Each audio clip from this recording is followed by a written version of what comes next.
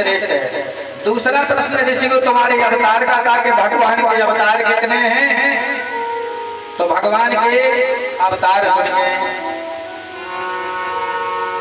ब्रह्मा के द्वारा सर्वप्रथम सनक सनातन सनातन सनत कुमार जी के रूप में भगवान का अवतार है। दूसरा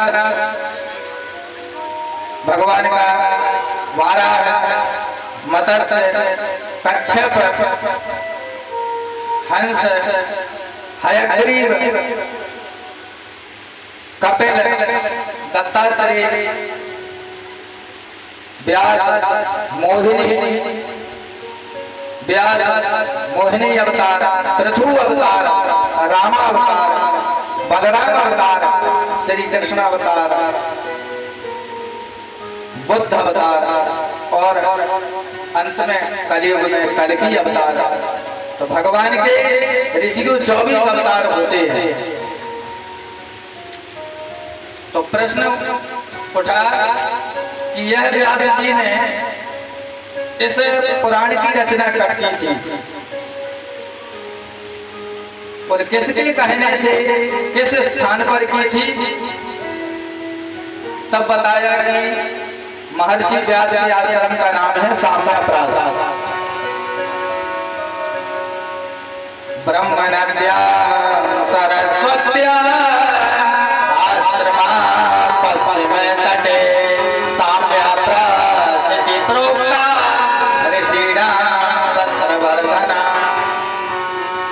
सरस्वती नदी के किनारे पर महर्षि व्यास का साम्याप्रास नामक आश्रम है, जहाँ पर बेरी रोपण बेर खाते हैं। उस बेरियों का जंगल है, उस जंगल में महर्षि व्यास जी विराजमान थे। महर्षि व्यास जी को एक असंतोष हो रहा था कि मैंने सनई 17 पुराणों की रचना कर दी, परंतु मेरे मन में वह आह्लाद और आनंद नहीं उठ रहा है कि जिससे मुझे लगे कि मैंने कुछ अपनी समाज के लिए कुछ कार्य किया है। तो अज्ञान के समुद्र में व्यास जी गोता लगा रहे थे कि मैंने महाभारत लिखा, शिव महापुराण, मत्स्य पुराण, कच्छप पुराण, वाराह पुराण, नारद पुराण, परंतु मेरे मन को शांति नहीं। ऐसा सोच रहे थे। उसी समय पर नारद जी का आगमन हुआ।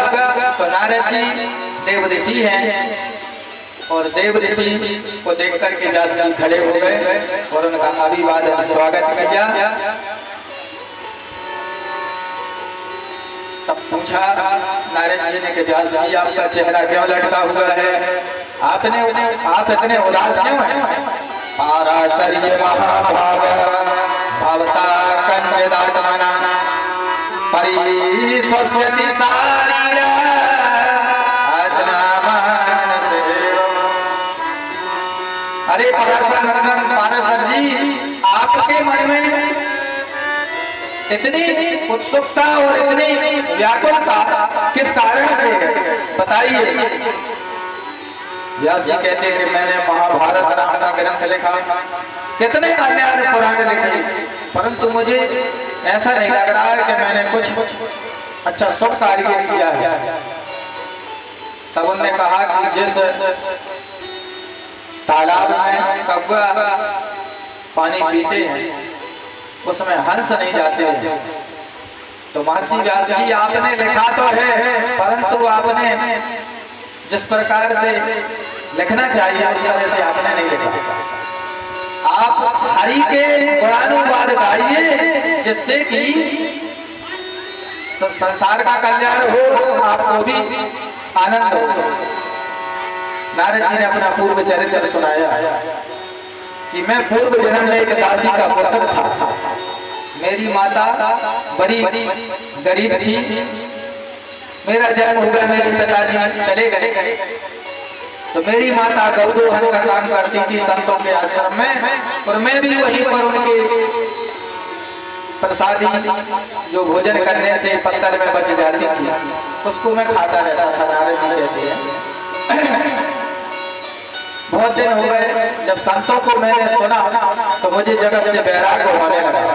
मैंने कहा माता जी जल्दी मर जाएं तो पर हम भी संतों के साथ भजन करने को जाएंगे। तो नारद जी कहते मुझे ऐसा सोचना नहीं चाहिए था, तो मैंने सोच लिया।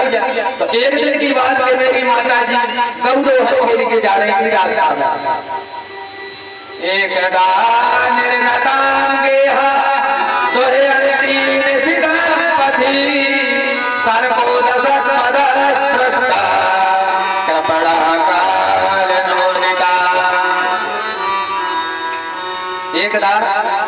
मेरी माता जी गाय दो हो जा रही थी, तो सर्प ने काट लिया उनको रास्ता में। तो मेरी माता की मृत्यु हो गई। मैंने सोचा कि चलो ठीक रहा, माता जी पधार गए, बहुत अच्छी बात, अब भजन करेंगे। तो नारद जी कहते हैं मैं हिमालय गिर के चला गया, वहां बैठकर मैंने बहुत भजन किया। भजन के प्रभाव से व्यास जी वही दासी का पुत्र आज मैं तुम्हारे सामने ब्रह्मा का पुत्र बना बैठा हूँ। यह उनके नाम के कीर्तन का महत्व है। मैंने जब उन्हें अपनी वीणा प्रदान की थी मुझको, तो मैंने जब ठमुक के नाच नाच के भगवान के नाम का कीर्तन किया, तो मेरे प्रभु ने मेरे ऊपर कृपा कर दी। देवदत्ता वीणा स्वर ब्रह्म विभूषिता मूर्छित्वा हरि कथा गायमान चरा। तो यह वीणा हमें भगवान ने दी थी, उनके नाम का प्रचार प्रसार मैं व्यास जी कर रहा हूँ, और आप भी उनके नाम का स्मरण करके और लिखिए। तो नारद जी के कहने से व्यास जी ने श्रीमद् भागवत के लेखन प्रारंभ करने से पहले भागीरथी गंगा में स्नान किया, फिर स्नान करके आसन पर विराजमान हो फिर भागवत की रचना होती है। तो श्रीमद् भागवत में 18 श्लोकों की यह संगीता है। महर्षि व्यास जी ने इसकी रचना की और अपने ही पुत्र जो वन में थे, तो कुछ शिष्यों को भेज करके और पुत्र को बुला लिया। इस श्लोकों में इतना पावर था, उन श्लोकों को सुनकर सुखदेव स्वामी दौड़ते हुए व्यास जी के पास आते हैं और व्यास जी से श्रीमद् भागवत की कथा श्रवण करते हैं।